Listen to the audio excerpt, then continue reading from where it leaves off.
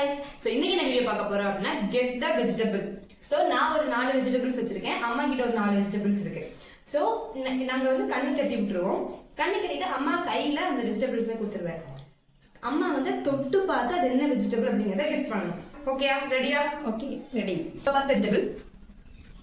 என்ன வெஜிடபிள் காணும்? குட்டியா இருக்கு. பாவக்காய். கரெக்ட். கை நீட்டிக்கோங்க. என்னது? கை நீட்டு. இது என்னது? இது என்னமோ தலா. கை காமிங்க. ஐயோ ஒண்ணும் பண்ணாதுமா.